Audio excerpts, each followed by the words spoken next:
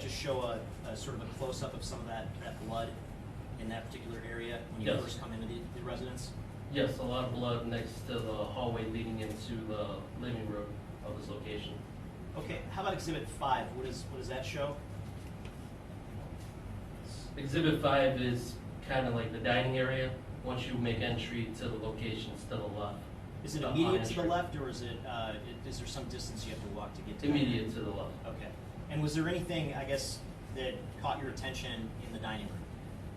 Yes, that basket that's on top of the dining room table, it's been disturbed, and there's some fruits that's laying on the floor.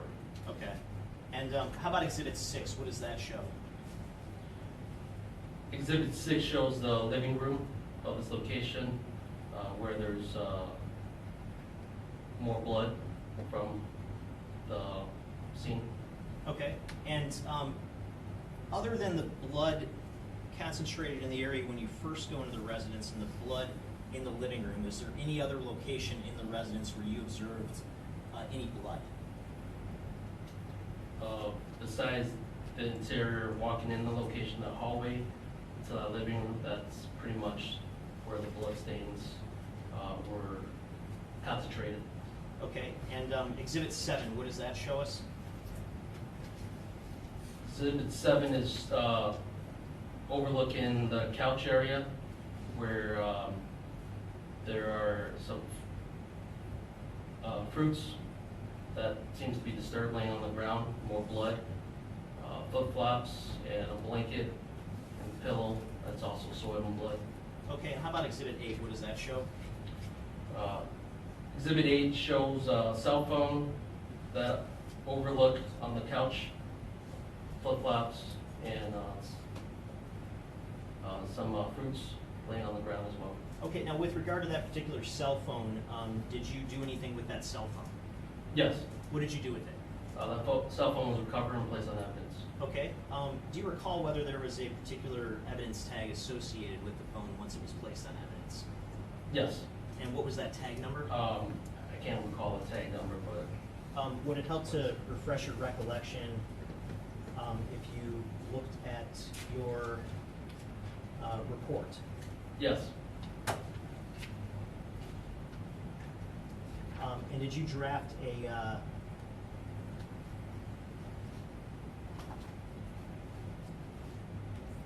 something called a team report in connection with this case? Yes.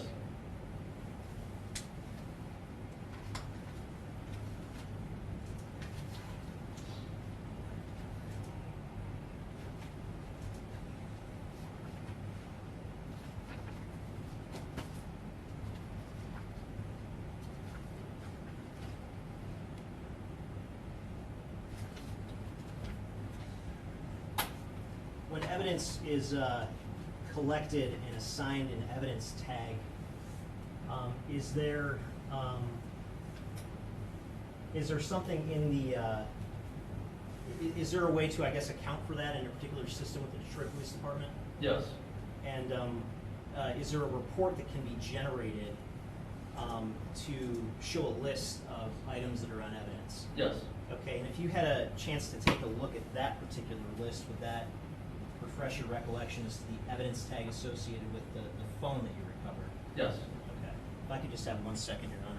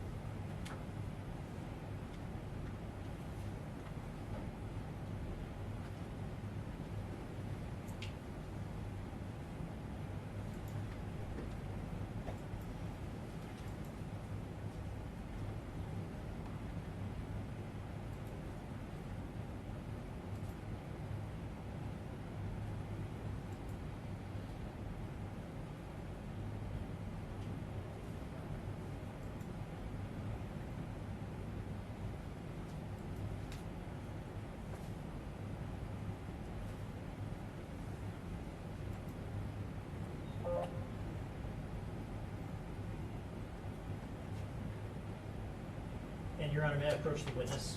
You may.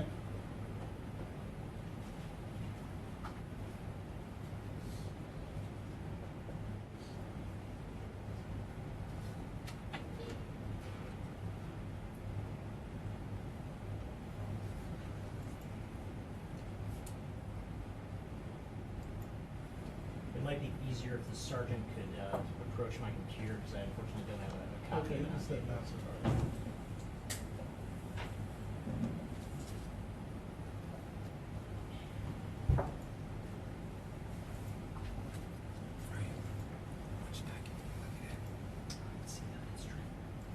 Which one? Two?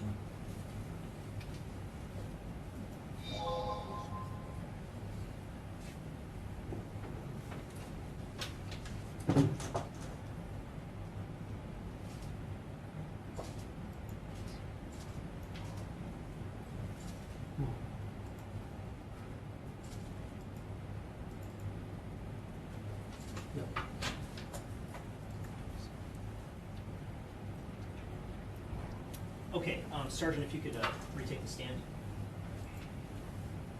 And I'll ask, having taken a look at the evidence tracker, has your recollection been refreshed as to which evidence tag was associated with the phone that you recovered from 1366 Joliet Place? Yes. And what is that evidence tag number? Evidence tag number 43. Okay. And if you could take a look at Exhibit 9 for me, the last of the photos, can you tell the court what Exhibit 9 shows us?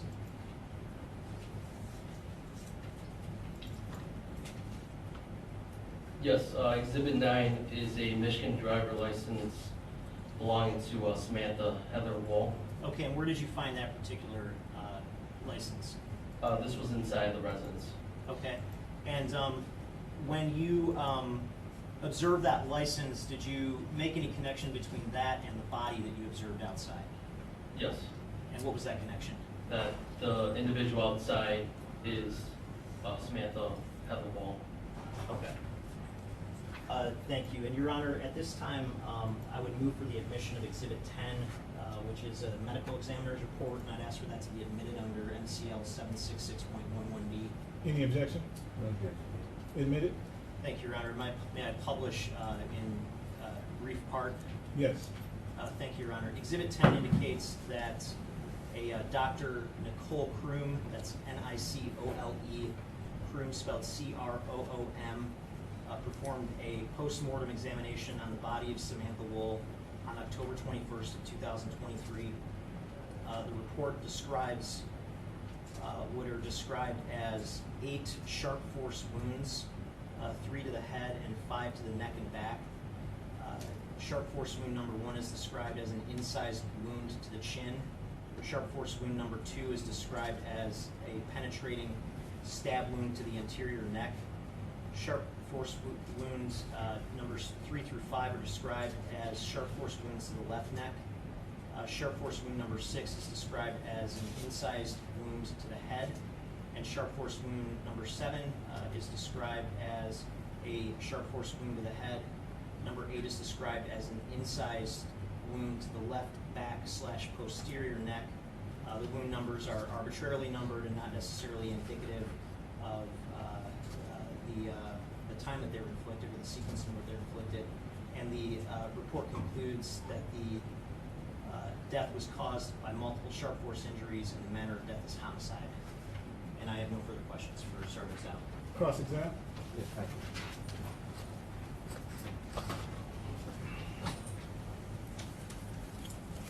Good afternoon, Sergeant. Good afternoon. Now, you indicated on direct that you were familiar with the scene and were able to identify certain photographs from this particular scene, correct? Correct. Okay. You also stated that the pictures that you were shown was the only areas in this apartment where blood was located, correct? As far as the living room and that hallway leading out to the door as a blood trail, correct? The photo shows a lot of blood inside the interior, yes. Okay. And as far as your memory, the photographs that were shown of you were the only areas where blood was located inside of this apartment, correct? There was a lot of blood in this apartment. I can't Okay. absolutely answer your question on where specific blood droplets are, Okay. specific areas in this interior. But you did testify during direct that your words pretty much, this is where the areas where the blood was located, correct? Yes, Okay. As a point of clarification, sir, are you an evidence tech? no, Is it your job to look for where blood may be throughout the residence? no, Okay, Okay. just check. Did you notice any blood on the steps going downstairs? yes, Okay. And it was a trail of blood going downstairs. That'd be a fair statement, correct? Going to the basement, correct? there were droplets of blood also on the stairwell as well. Okay, and that's leading to the basement, correct? Yes, Okay. And that was not illustrated in the pictures and exhibits you have, correct? I could look over the pictures again to make sure, but Yes, please.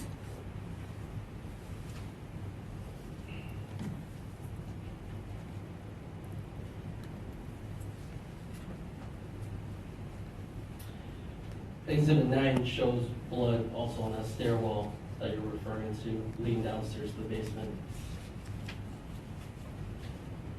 You said exhibit 9? Oh, sorry, let me clarify the number. Exhibit number 4, I apologize. Correction.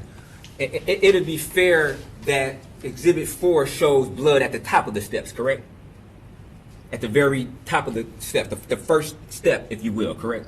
Yes, there's blood on top of the steps as well. Okay. And it'd be a fair statement that there was blood droplets at the very bottom of the steps, correct? There's blood all over that hallway leading downstairs to the steps, yes. Leading to the basement, correct?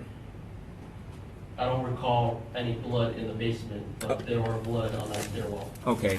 And you said you're familiar with the pictures that were taken at the scene, correct? Yes, Okay, so if I were to show you some pictures, you would be able to identify if it came from the scene, correct?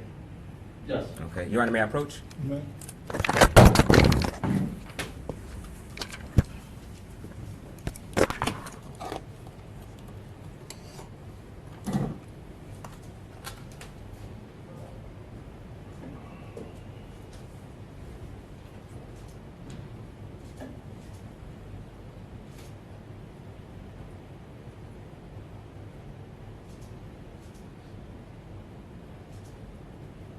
Yes, And just for clarification, Sergeant, you're answering yes to as there was blood drops on the steps leading to the basement as much as even the bottom step, correct? yes. Okay.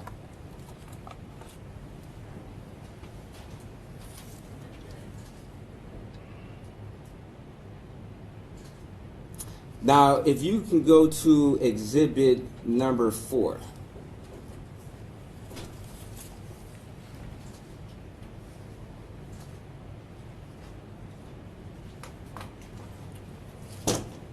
In the blood stain at exhibit number 4, you would agree that there's a high concentration of blood. Matter of fact, the highest concentration of blood seems to be in this particular area, correct?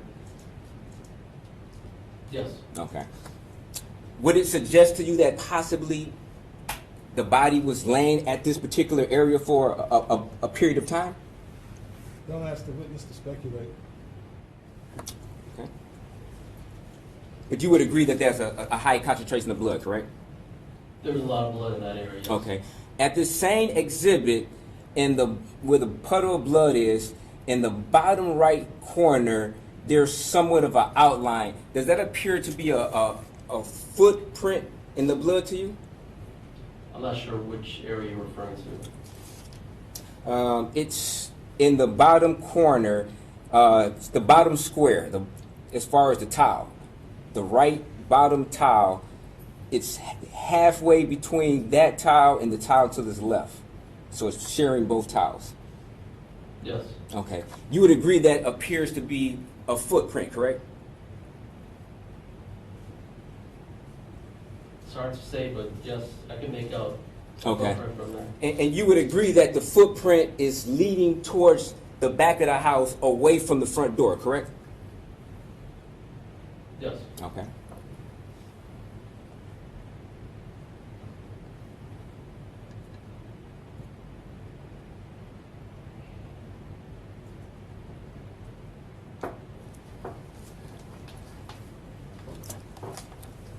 And may I, Your Honor, may I show you another picture from the scene that you may be able to identify? Sure. May I approach, Your Honor? Yes.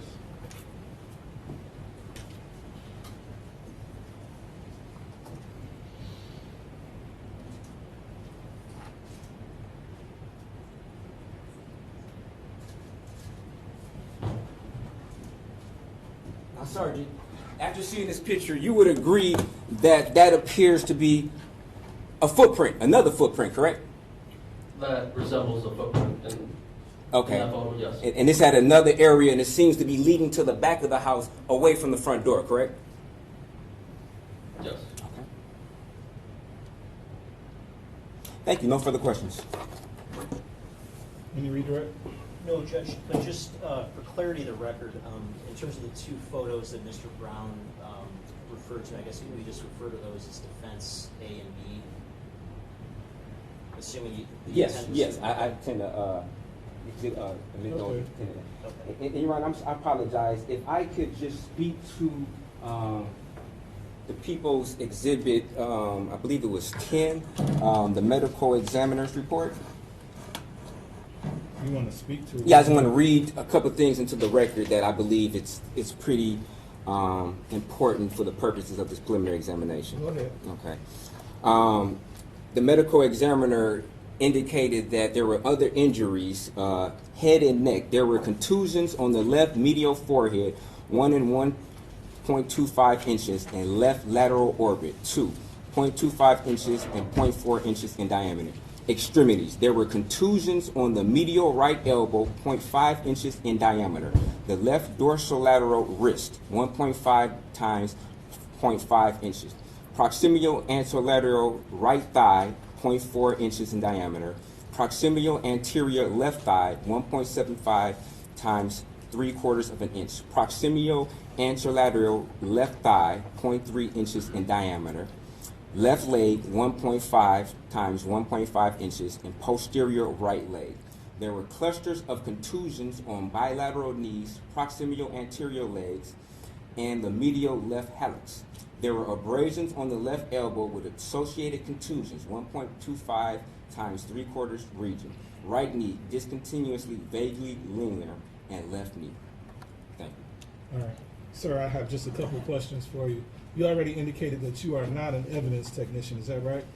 That's correct, Judge. Do you have any experience or training in fingerprint or footprint analysis? No. Okay. So how certain are you that what's been in people's, what was that, Exhibit A and B, A and B, yes. are footprints? Say I'm fairly certain it resembles a footprint. Okay. Any questions based on my questions? Just briefly, Your Honor, Sergeant, in terms of the footprints that you observed, did you see any that appeared to have been made from shoes, or were these bare footprints from your basic observation? The one that was shown to me by the fence. That, and I guess in general, anything that you observed at the scene as it relates to footprints. So the footprints that I was shown today looked like they were bare footprints. Okay. Do you recall seeing any footprints that appeared to be from a shoe? I don't recall at this time. Okay, thank you. Thank you, sir. You may step down. Thank you, Judge.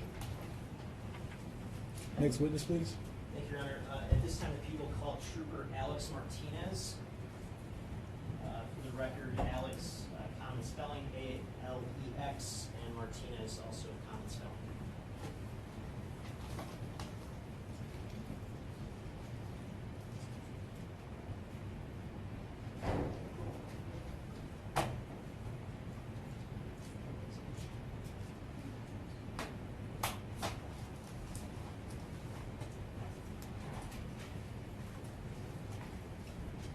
Good afternoon, sir. Please step forward. Good afternoon. Please raise your right hand. You swear or affirm to tell the truth, the whole truth, and nothing but the truth, so help you God? Yes, I do. Thank you, sir. Please have a seat in the witness box next to me.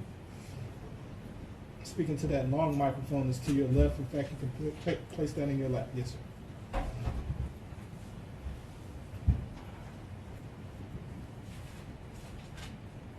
You may begin when you're ready. Thank you, Your Honor. Sir, could you please state your name for the record? Yes, Alexander Martinez. And what do you do for a living? I'm employed by the Michigan State Police.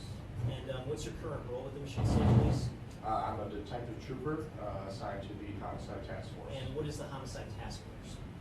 The Homicide Task Force is a team comprised of members of the Detroit Police Department, the Michigan State Police, and the ATF. Okay, and in terms of your role with the Homicide Task Force, have you been involved with the investigation into the death of Samantha Woll?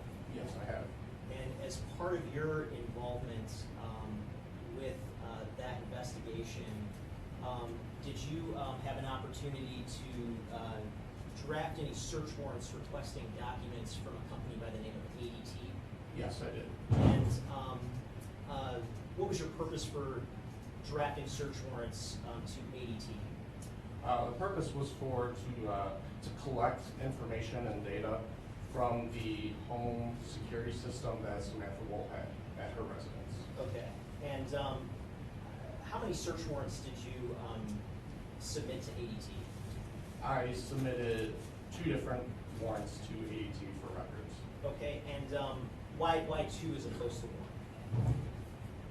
Well, we submitted a ADT warrant to obtain the records for the night of the homicide for that investigation purpose.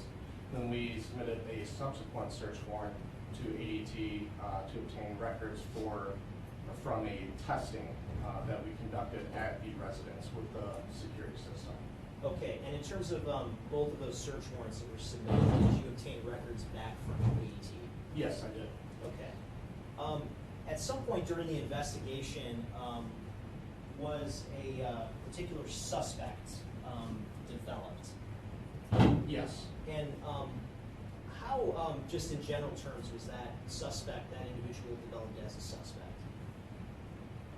It was developed through CCTV footage from the Chrysler Elementary School on Lafayette, just east of Brevard, as well as the correlation of cell phone records that were developed throughout the investigation.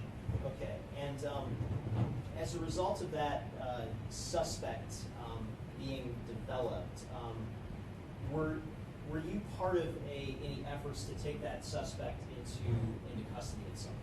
Yes, I was. And when was that suspect first taken into custody?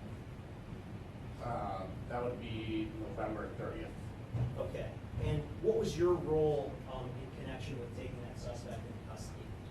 I was assisting in a mobile surveillance operation of the suspect for this investigation. We started our surveillance in the area of Utica and 13 Mile Road and Roseville. We conducted mobile Objection, Your Honor. I'm surveillance. sorry. Did you testify to what he personally observed and what he personally did? Were you with them? Yes, this is what I observed and did. You may proceed. Okay. I was in my unmarked police vehicle participating in this surveillance operation in the area of 13 and Utica. We followed the suspect south on Utica near Castle. And was the suspect driving a particular vehicle? Yes, he's driving his 2007 Dodge Charger, which is registered in his name. Okay. And at some point, was that particular suspect stopped and taken into custody? Yes. And did you observe that yourself? Yes, I did. Okay. And do you happen to see that particular suspect who was taken into custody on November 30th in the courtroom today? Yes. And for the record, could you point to that suspect and describe what that individual is wearing? Yes, to my right, wearing a green shirt with a white undershirt underneath and a blue mask. Your Honor, if the record could reflect that the witness has identified the defendant. So noted. And on that particular day, on November 30th, in connection with the arrest of the defendant, did you do anything else relevant when it comes to your investigation, or your role in this investigation? Yes, I did. And what did you do after the defendant was taken into custody? I authored a search warrant for his vehicle and ultimately obtained a signed search warrant to search the vehicle, and I seized an Apple iPhone and a red case. Okay, and where did you seize that the Apple iPhone in the red case? Where did you seize that from?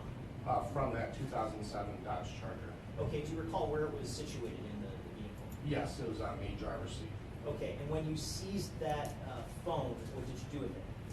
I transported that to the Detroit Public Safety Headquarters, placed it on evidence, and it was evidence item 155.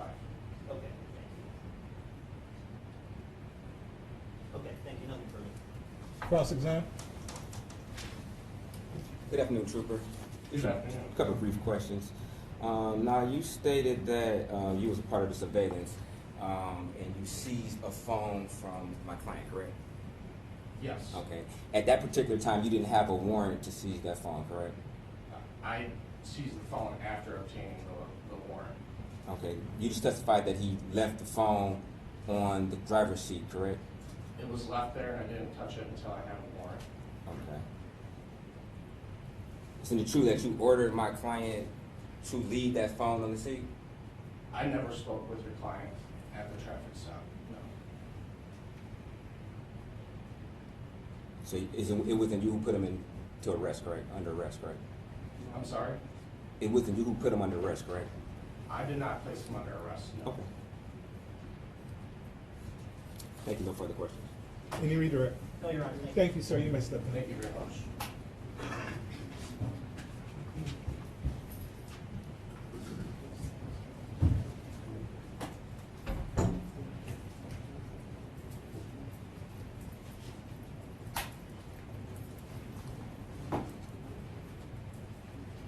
Next witness.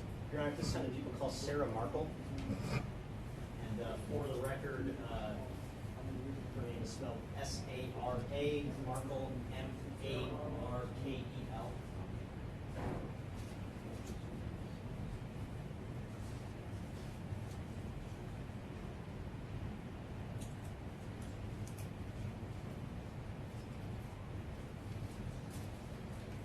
Ms. Markle, please raise your right hand. Do you swear or affirm to tell the truth, the whole truth, and nothing but the truth to help you God? Yes, sir. Thank you. Please have a seat in the witness box next to me. Use the tall microphone to your left. You can actually place that in your lap and speak directly into that for us, okay? You may begin when you're ready. Thank you, Your Honor. Could you please state your name for the record? Yes, my name is Sarah Markle. And what do you do for a living? I am a detective with the Detroit Police Department assigned to our homicide unit. My job at the homicide unit is to do phone extractions. And just for the record, briefly, can you explain what a phone extraction is? Yeah, phone extraction is when I have the actual device, the cell phone at my desk, I use software to make a copy of the contents within the phone. Okay, and as it relates to the investigation into the death of Samantha Woll, did you perform some phone extractions? I did. And was one of those phones a iPhone that was placed on evidence tag 43? Yes. Okay, and I'm holding what's been marked as people's proposed exhibits 11, 12, and 13. Your Honor, may I approach? You may.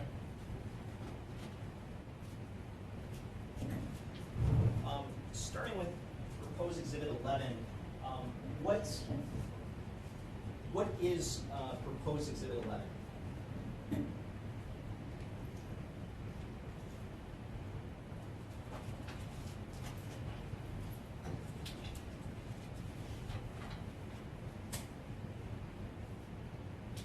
Eleven is the first 2 pages of the extraction report from an iPhone SE. Okay, and is there any way from that particular exhibit that identifies the user of that particular iPhone by like an account name, for instance? There is an Apple ID account associated with the phone. And what is that Apple ID?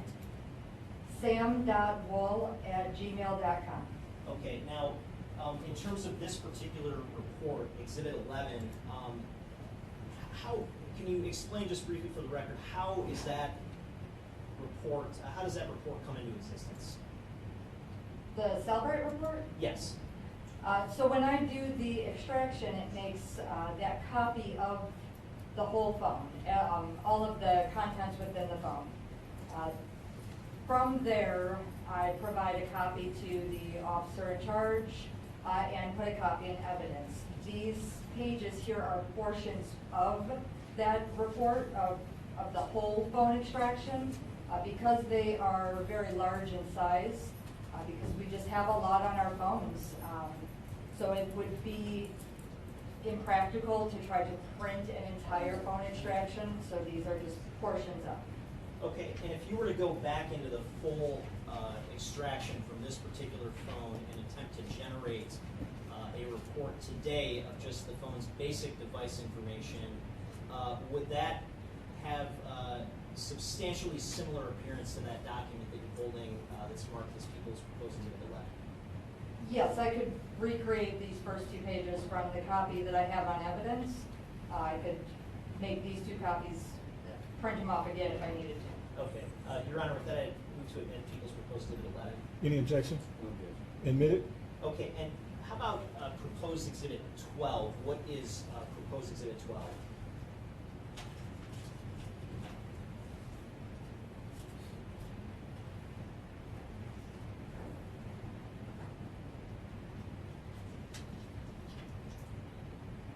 Proposed Exhibit 12 is 8 pages in length from a section called the timeline in the overall extraction report.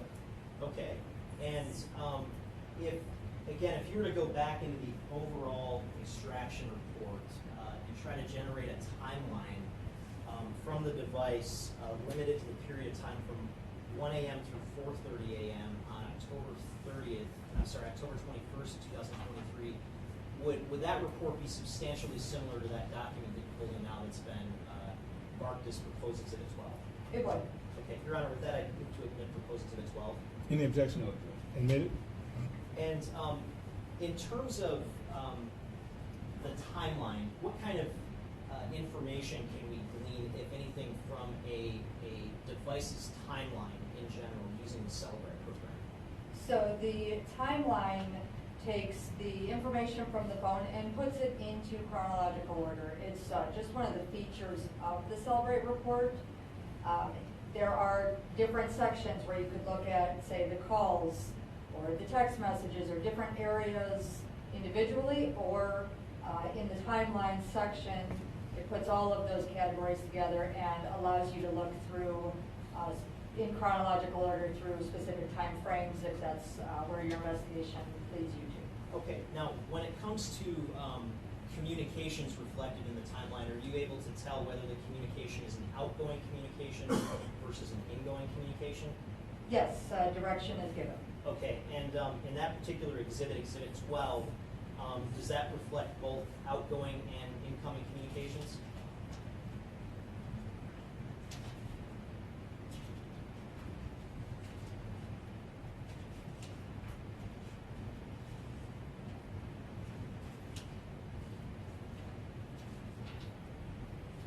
So on these pages, there's one outgoing.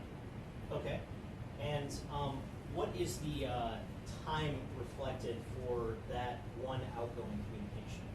The time is October 21st, 2023 at 1:02 a.m. Okay, and after that point, I guess based on the report that you have in your hand, are there any outgoing communications after that? No. Okay. Taking a look at proposed exhibit 13, are you familiar with the ability to generate a report about a device's activity? Yes. And what sort of information in general can we obtain from a device activity report using Celebrate? So activity would be whatever activity is in the device itself. Okay, does that include things like turning the phone on, turning the phone off? That would be in events, I'm device sorry, events. I meant to say device event, okay. What sort of information in general can we, I guess, get from a device event report? Device events will include if the phone display is on, an unlock of the phone, powering events if the phone powered off, powered on, connections, different things with the actual device. Okay, and in terms of proposed exhibit 13, the document that you're holding,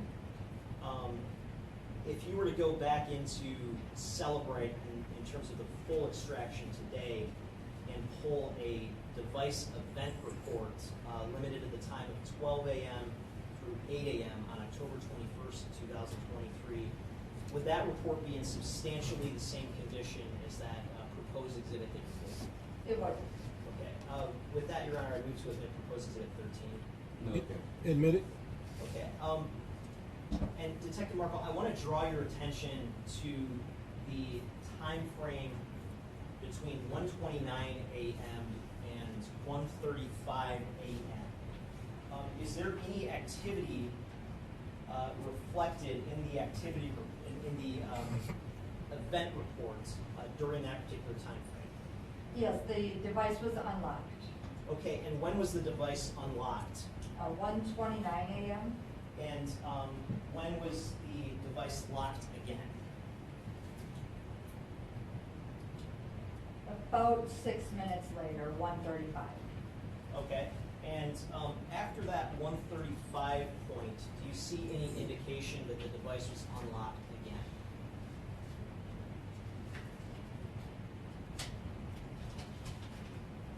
No. Okay, now in your training and experience in terms of analyzing phone extractions, is it consistent with there being human input needed to unlock an Apple iPhone? Yes. Okay, and why is that? Well, a passcode is our security on our phones. So phones don't just arbitrarily unlock themselves. Somebody has to know the passcode or be able to input the correct information to unlock the phone. Okay, and this particular phone that you did the extraction for, was it passcode protected? It was. Okay, and absent the passcode, would there be any other way to unlock that particular type of iPhone? On this particular phone, I don't know if any biometrics were set up, but this phone would also allow for a fingerprint unlock, but I'm not sure if that was something that had been established on the phone. Okay. It did have a 6-digit passcode or PIN code. After the 1:35 a.m. Point in time on October 21st, 2023, do you see any evidence in that report consistent with there being human input into the device? No.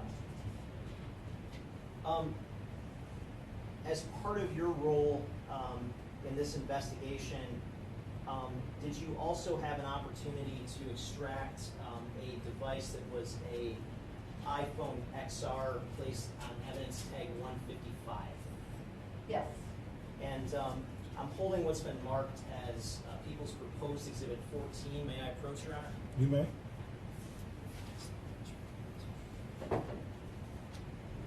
Is People's Proposed Exhibit 14, again, just a preliminary report, the first couple pages, if you will, of the full report associated with that particular phone?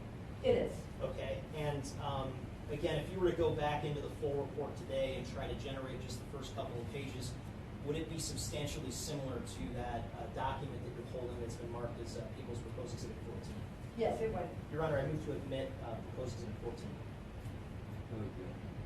I can't hear you. Oh, sorry, no objection.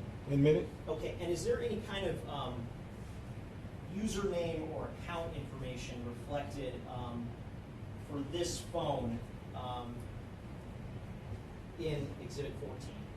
Yes, there's an Apple ID. Okay, and what is the Apple ID?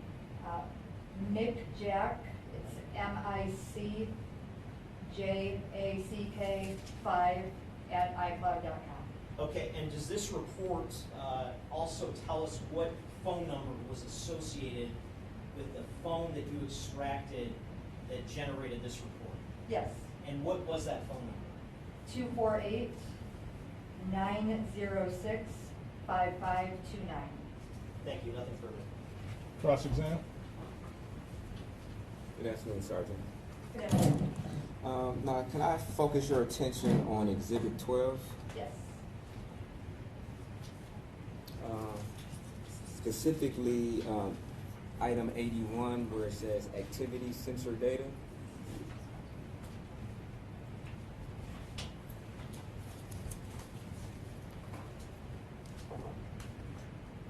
Yes. Now, what does that mean to you when you see that particular? So the activity sensors would be activity that, so if our phone is moving, if we're counting steps, the activity sensor could also log if we're wearing some type of wearable technology, like I wear a watch. Okay. So it would be something, either the phone is collecting activity or it is synced to a device that is collecting activity. Okay.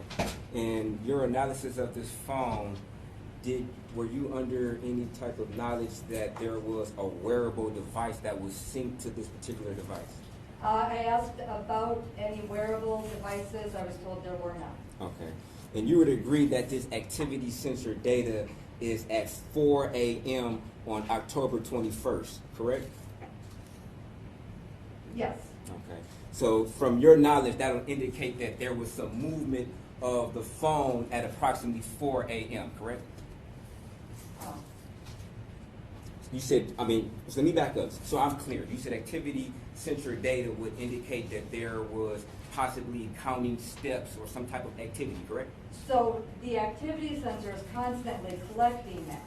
Now in this line, there is no activity detected, but our phones will continue to collect if we have that feature turned on. It will continue to collect that activity. The number would just be reported as 0. Okay. Fair enough. Now, if I can divert your attention to exhibit number 13.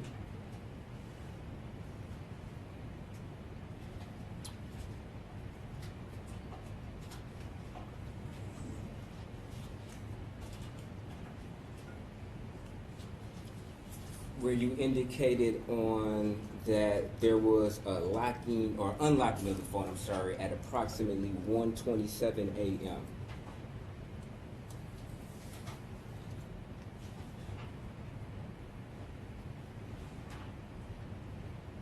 Yes.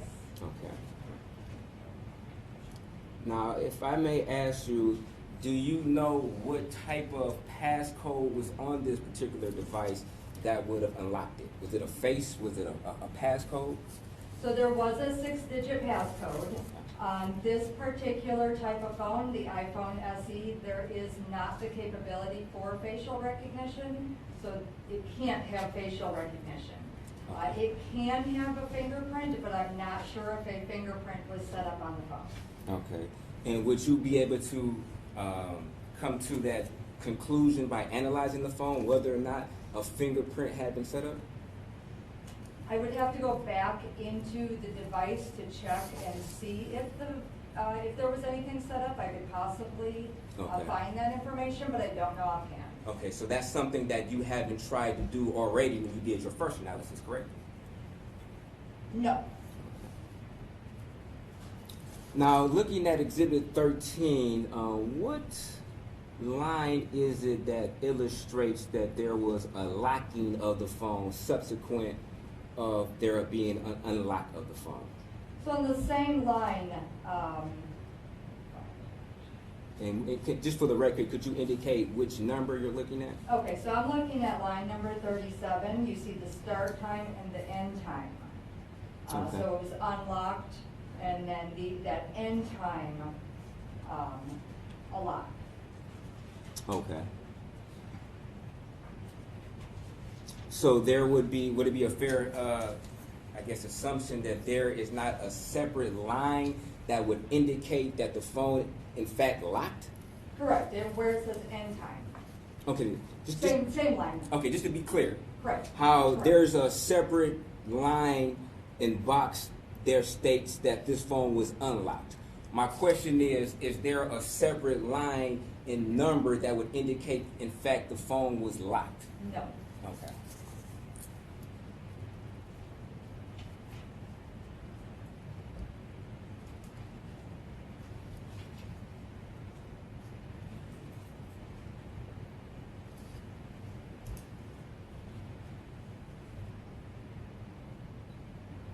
Now, do you know if this phone would have, looking at line 40 where it says Wi-Fi stayed connected, it states that this phone was connected at approximately 1:38 on October the 21st. Do you know if this particular phone would automatically connect to a Wi-Fi, or you would have to actually manually push a button in order for it to connect? I can tell you what typically would happen, but I can't tell you, Okay. You can tell us what happened in this particular case. right. Okay.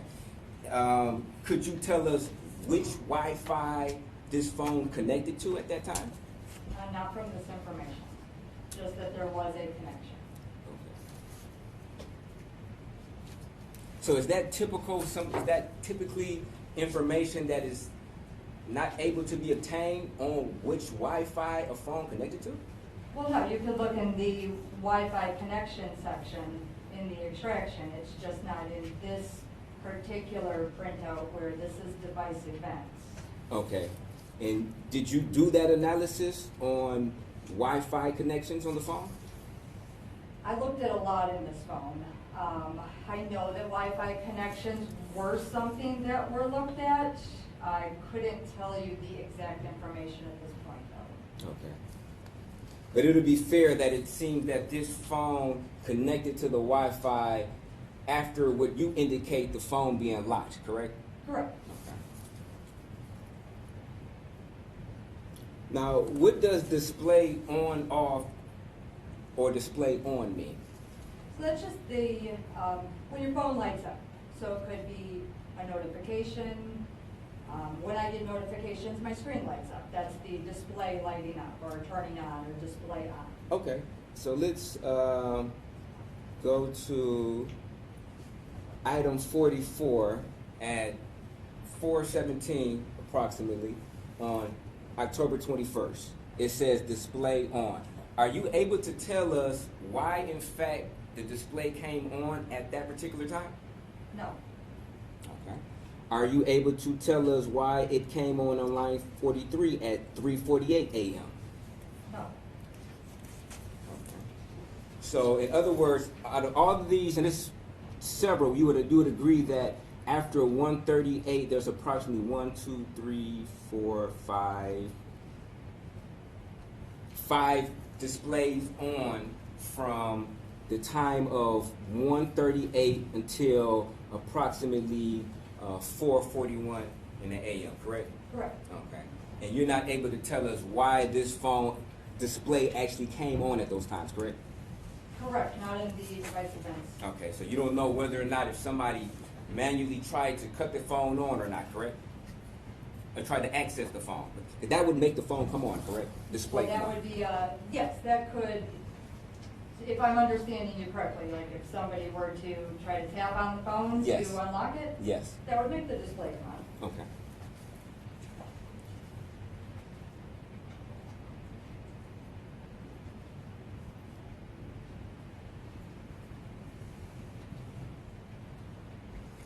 Is there a way that one could find out why, in fact, the displays came on in this time frame? That would be something possibly in notifications or other activity on the phone. Okay. There are many sections on the phone. This is limited to 6 pages in the device events though. Okay. Were you able to analyze that particular data and cross-reference it with these times to determine why display came on at the times? I know that there were notifications at various points. I can't pinpoint the exact time. I wouldn't be able to give you that type of a detailed answer right now with what I have in front of me. Okay.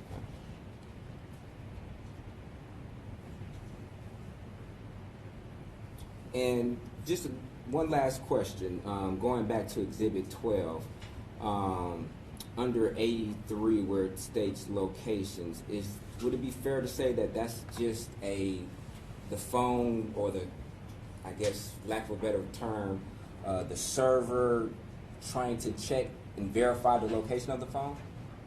You said line 83? Line 83 of Exhibit 12. So 83 is the location of the phone. So that is the latitude, longitude. You see that in the farthest column there. It's a native location, so that's going to be where the device was recorded as being at that time. Okay. And if you look at the 83, the longitude and latitude location info, and compare it to, and that's at 4:03 a.m.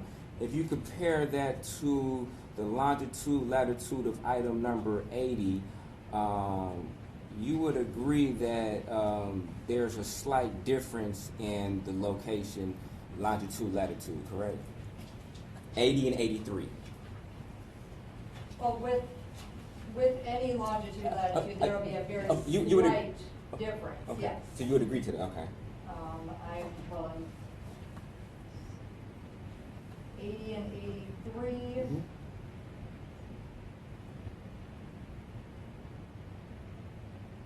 A very, very minute, we're talking about the Okay. Okay, thank you. 6th decimal point over. Okay, so you would agree there's a difference though, correct? Yes. Okay.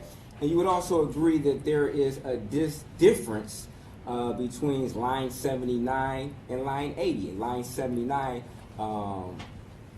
being at 352 compared to line 80 at 358. You would also agree there's a difference, correct?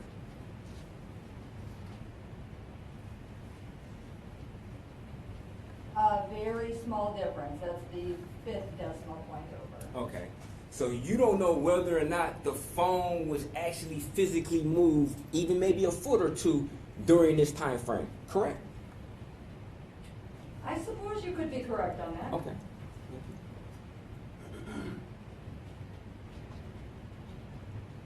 And you would also agree that line 74, line 75, line 76 all have a different variable as far as their longitude and latitude, correct? Do you want me to review them Yes, please. up here? Yes, please. 70. 74, 75, and 76.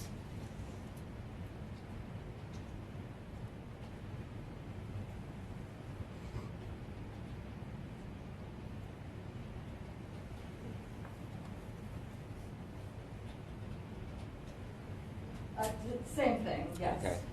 Now, do you know how often these location, I guess, notifications or checks would come to the phone? That depends on the way the phone is set up by the user. Okay. Is it possible, from your understanding, that if the phone is physically moved, then it would send a different, I guess, location device, which would be then able to be viewed on this analysis? If the phone... If the phone is physically moved, like if I have my phone on me right now, Right. my phone is here, and then I move my phone over here, then it would send a location change to the server, which would then just pick a different longitude, latitude. So the server is a global positioning satellite. Okay. It's not a server. I apologize. And you're talking about feet, so there could be a 10,000th of a degree difference, Okay. sure, or it could be the same. I mean, we're talking about Okay, fair. inches or feet. Okay, fair enough. Do you know whether or not this particular phone had the location sharing on? I don't know if there was location sharing on. Okay. And you would agree that on phones that have the location turned on, the location information that is shared from that phone is more accurate than a phone that has the location turned off, correct?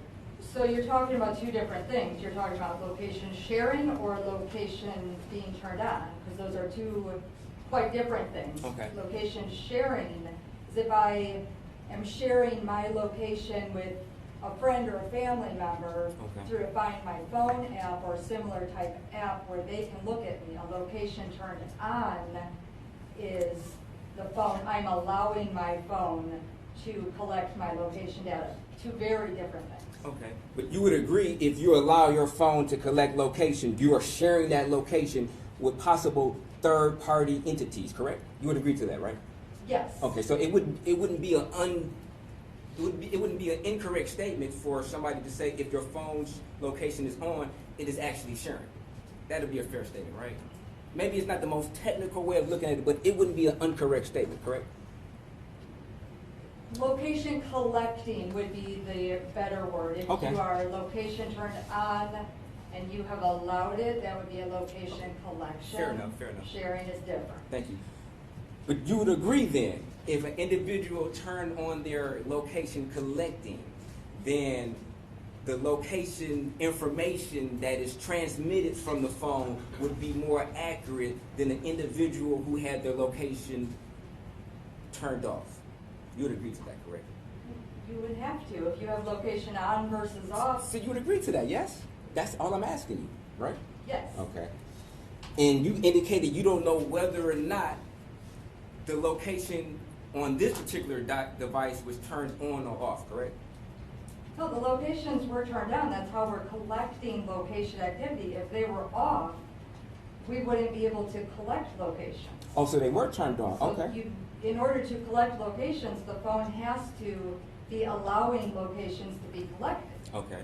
And since the location is turned on, would it be a fair statement that movement of the phone would trigger new data that would then have to be transmitted? I don't know who we're transmitting anything to, but The the global... movement of the phone would be the similar as the activity that we talked about.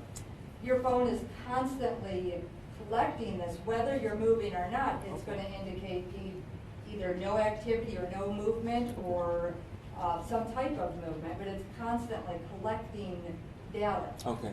So if your phone location is turned on, isn't it true that it's transmitting information to the GPS satellites and back to know where this phone is in location, correct? Yes. Okay. Now my question is, if that location is turned on and the phone is moved, it would transmit new data that would then have to be transmitted to the GPS satellites and back to the phone to triangulate, or for lack of a better term, to know exactly where this phone is located. Now, if we're talking about the 10,000th of a decimal difference in latitude, longitude, no, not necessarily. You said not necessarily, but you don't know Right. whether or not the phone actually moved, correct? That would trigger the change of longitude, latitude. That's correct, right? Sure. Okay.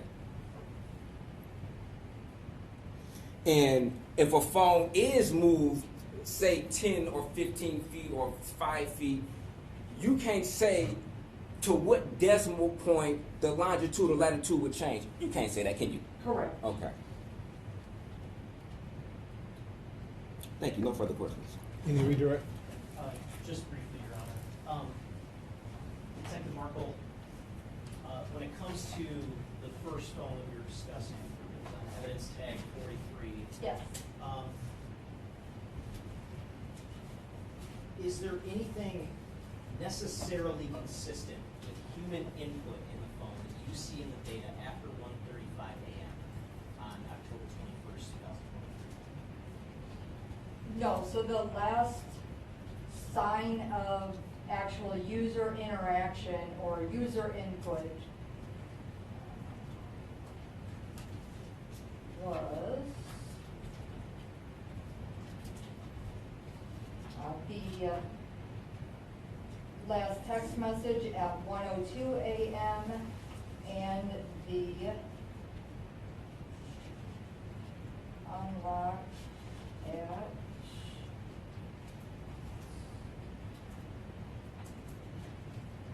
the unlock, I think it was at 1:29 a.m. Okay. And so in your experience, in terms of the other data you see after that 1:29 a.m. Time frame, is there anything that's necessarily consistent with active human input in the phone? No, our phones are always working. They're always on. They're always collecting information. So the last user interaction or user input was that device unlocked. But your phone is still collecting data and still functioning and still working afterwards, as long as you have it powered on. Okay, thank you. Nothing further. Just briefly, now you indicated from your opinion that the last interaction with the phone was approximately around 1:35, but you would admit that you can't say definitively that the times after that particular time when the display was on was not because there was interaction with the phone, correct? You The can't phone say. was not accessed, the data in the phone was not accessed. That's what I consider user interaction. Okay, that's not my question. My question is whether or not you cannot definitively say that after that 1:35 time that the phone wasn't attempted to be accessed, not unlocked, but accessed. True. Okay, thank you. No further questions. Thank you. You may step down. Madam Court Reporter, do you need to call for a break? Call someone to relieve you?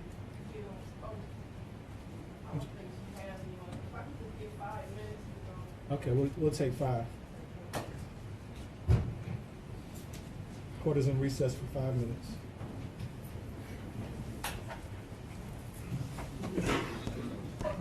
How are we doing on witnesses? How many left? Your Honor, we are just for confirmation, the next witness should be very, very brief. Then I'm going to ask the OIC some questions, and then we have an FBI phone analyst. There's several witnesses who I think would be right for stipulation if the defense is willing, because a lot of the remaining evidence is meant to be video extraction, so putting in a lot of video exhibits that underlie a compilation video. So unfortunately, it is going to be a little time consuming, but I have 2 witnesses that will be testifying to extensive video extraction. See what you guys can work out. Okay. Thank you, Your Honor. Be back in 5.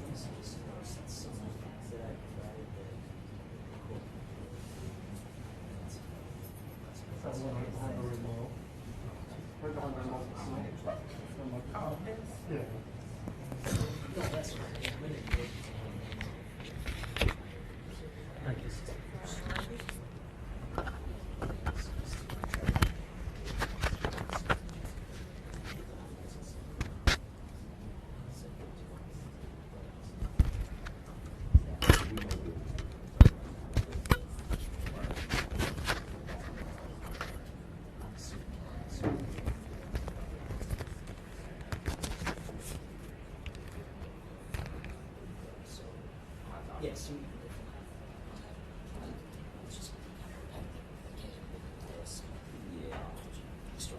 This location, and I'd say,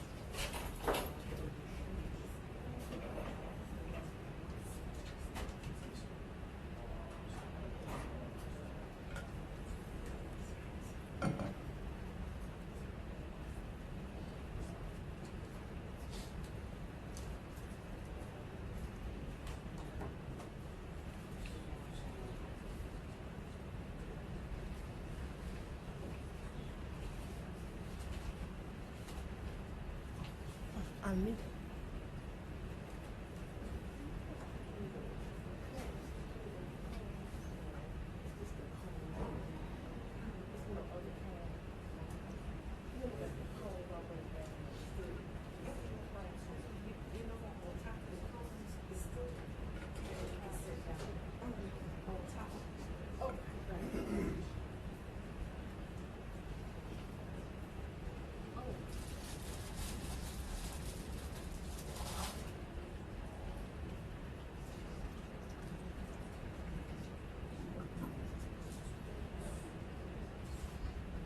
Oh, well.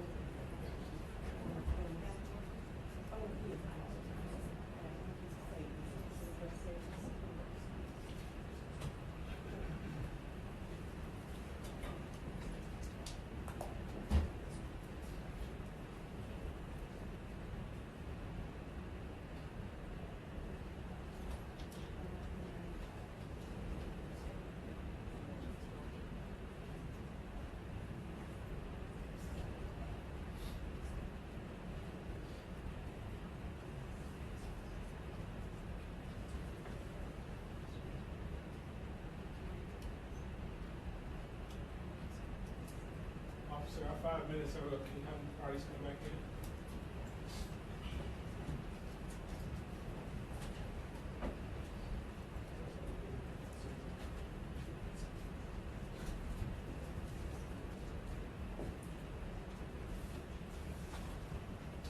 Okay, we are back on the record on People versus Jackson-Bolanos. People, you ready to call your next witness? Yes, Your Honor. At this time, the people call Sergeant Jameer McIntyre. For the record, his name is spelled Jamaire.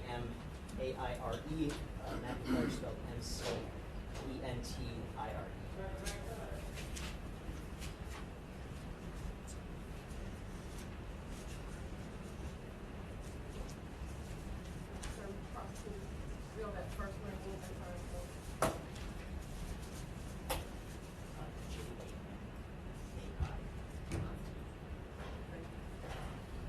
Good afternoon, sir. Please raise your right hand. Do you swear or affirm to tell the truth, the whole truth, and nothing but the truth, self you got? Yes, Your Honor, I do. Thank you, sir. Please have a seat. Feel free to take that microphone to your left, place it to your left. Yes, sir. Yeah, when you're ready. Thank you, Your Honor. Sir, can you state your name for the record? It's Jameer McIntyre. And what do you do for a living, sir? I'm a policeman for the city of Detroit. And what is your current role? My current role is the squad leader for the homicide task force. And in connection with your role with the homicide task force, did you participate in the investigation into the death of Samantha Woll? Yes, sir. And as part of your role in the investigation, did you at some point go to the Wayne County Medical Examiner's office? Yes, sir. And what was your purpose of going to the Wayne County Medical Examiner's office? My purpose was to collect some evidence from Ms. Wall, which would have been her clothing, fingernail clippings, and her morgue blood. Okay, and when you say morgue blood, what do you mean by morgue blood? That's just a sample of the decedent that the examiners at the morgue take with a syringe and they place it in a vial of blood, which is then transferred to the police department for later evidentiary use. Okay, and with regard to the blood sample that you collected, what, I guess, led you to believe it was blood associated with Samantha Woll specifically? Well, that's one of the requests that we make to the staff. Okay. And it's assigned to the person's medical examiner number that they're given. Okay, and was there a specific medical examiner number associated with the sample of blood that you connected as it relates to this case? Yes, if memory serves, Ms. Wall's ME number was 2312996. Okay, and when you collected that blood sample, what did you do with it? It was transported back to police headquarters and placed on evidence. Okay, and when it was placed on evidence, was there a specific evidence number associated with that blood sample? I believe I placed it on evidence as item number 48. Okay, thank you, sir. No further questions. Cross-examine? No questions. Thank you, sir. You may step down. Thank you.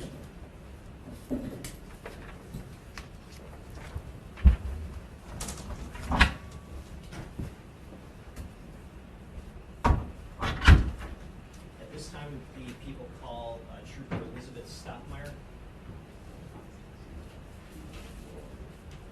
swear or affirm to tell the truth, the whole truth, and nothing but the truth, so help you God? Yes, sir. Did the court reporter get her name? Elizabeth, E-L-I-Z-A-B-T, Stockmeyer, S-T-O-C-K-E-Y-E-R. Please have a seat. The witness box next to me. Speak into the microphone to the stick on your left. In fact, you can place that in your lap and speak directly. You may begin when you're ready. Thank you, Your Honor. And would you please state your name for the record, ma'am? Elizabeth Stockmeyer. And what do you do for a living? I work for the Michigan State Police. And what is your current role with the Michigan State Police? I'm a detective trooper on the homicide task force. And do you have any specific role as it relates to the investigation into the death of Samantha Woll? Yes, I'm the officer in charge of the investigation. Okay, and what is, just for the record, being the officer in charge encompass in terms of your role and duties regarding this investigation? Overseeing the investigation and presenting the case to the prosecutor's office. Okay. You heard Trooper Martinez testify about obtaining certain records from ADT, correct? Yes. Okay.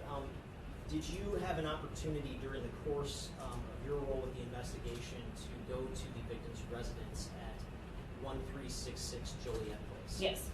And was that residence equipped with any type of home security system? Yes, an ADT system. Okay. And can you describe just briefly how that system was configured in her residence? It was a security system with several sensors around the home.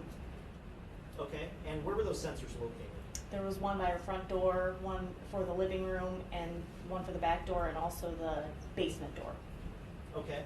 And, Your Honor, I'm holding what's been marked as people's proposed exhibits 15 and 16. These are copied of certified business records obtained from ADT on the two search warrant returns that were described by Trooper Martinez. I'm asking for these documents to be admitted under Michigan Rule of Evidence 902, subsection 11, as certified records of regularly conducted activity. Any objection? No objection. Admitted? Thank you, Your Honor. May I publish? Yes.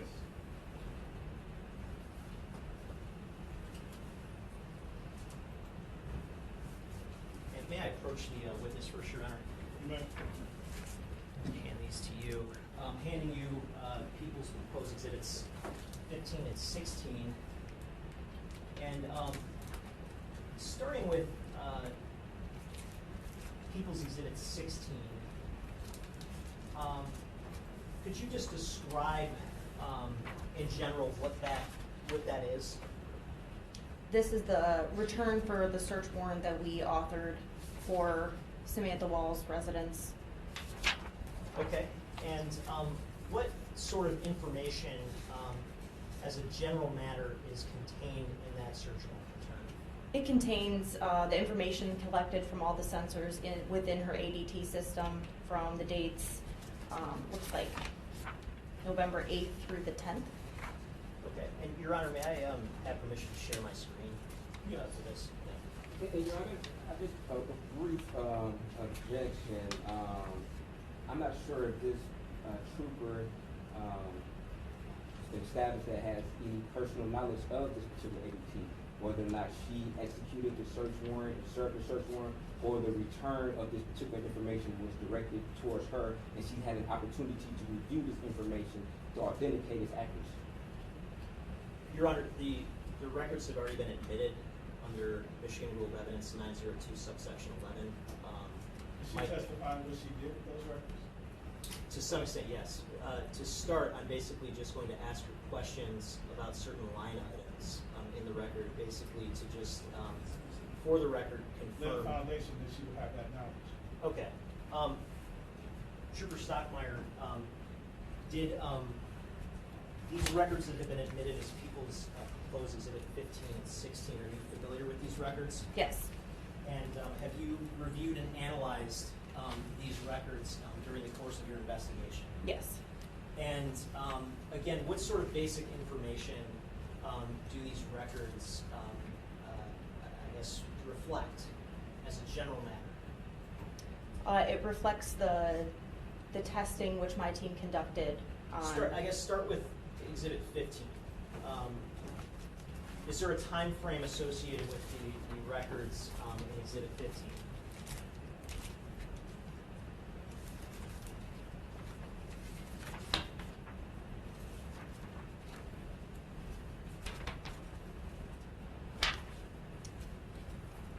Yes, this would have included the time and date of the homicide. Okay, that would be October 21st, 2023. Correct. And when it comes to that date, do the records in Exhibit 15 give us information about certain activities associated with the ADT security system at Samantha Woll's home? Yes. And by way of example, does that include, for instance, whether the door was closed, the front door? Correct. Does that include whether motion was detected in the living room? Yes. And for events such as those, are there times associated with those events in the records? Yes. And did your team and you personally do anything to pressure test the accuracy of the time reflected in the records that have been admitted as People's Exhibit 15? Yes. And what specifically did you and your team do to pressure test the accuracy of the times in those records? We returned to her residence and tested when the sensors would be alerted. Okay, and when you returned to the residence, you were there personally, Yes. and you took you took direct part in that test. Yes. And just help me understand, just briefly, what that test entailed. So the system would be armed, and we would test to see when notifications would be sent to Ms. Wall's phone, which we had placed on evidence. And we would enter the residence and test to see if the sensor was accurate with the time that we had in real time and the notifications coming to her phone, and as well what would cause certain sensors to be notified. Okay, and when your team was conducting this test, were notes or records kept of when certain things were done inside of the residence, like entering the living room? Yes. And once the test was completed, were additional records obtained from ADT from the day of the testing? Yes. And those additional records that were obtained from ADT from the day of the testing, are those what have been admitted as People's Exhibit 16 that you're holding in your hand? Yes. And as a general matter, based on your analysis of those records and the investigation, were you able to determine whether the times reflected, the date and time reflected in the records are accurate? Yes. And what was, I guess, the basis of your conclusion that the dates and times are accurate?